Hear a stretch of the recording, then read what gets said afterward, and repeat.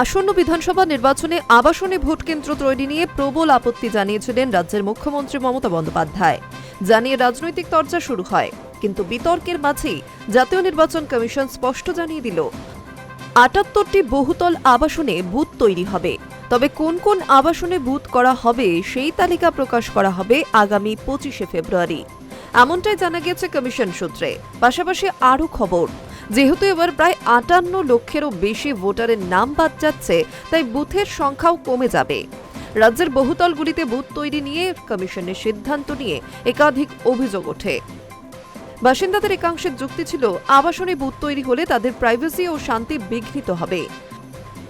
অন্য অংশ অবশ্য এই সিদ্ধান্তকে সাধুবাদ জানায়।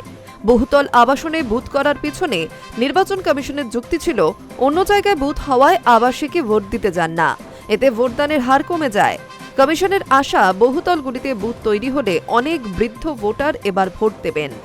আবাসনে বুথ নিয়ে প্রবল আপত্তি জানিয়েছিলেন মুখ্যমন্ত্রী মমতা বন্দ্যোপাধ্যায়। নির্বাচন কমিশনকে চিঠিও দিয়েছিলেন তিনি, কিন্তু কার্যত সেই আপত্তি উড়িয়ে কমিশন জানিয়েছিল ৩০০রও বেশি ভোটার রয়েছে এমন বহুতল আবাসনে ভোট গ্রহণ কেন্দ্র হবে। প্রসঙ্গত, বিজেপির রাহুল সিনহা, শিশির বাজোরিয়ারা বহুতল আবাসনে বুথের আবেদন জানিয়েছিলেন।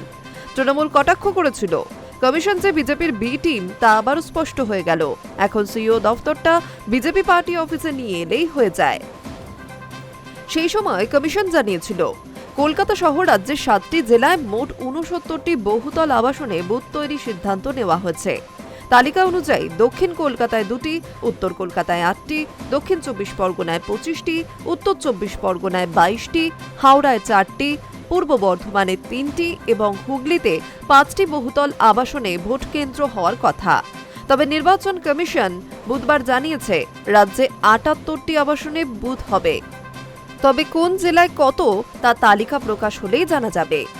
অন্যদিকে প্রকাশিত খসড়া তালিকায় এখনো পর্যন্ত ৫৮ লক্ষ ভোটারের নাম বাদ গিয়েছে। এছাড়াও শুনানি পর্যায়ে প্রায় ৫ লক্ষ ভোটার উপস্থিত হননি।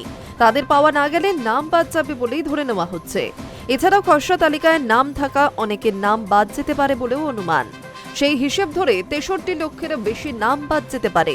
তাই বিধানসভা নির্বাচনে বুথের সংখ্যা কমে যাবে বলে নির্বাচন কমিশন সূত্রে খবর। High News network.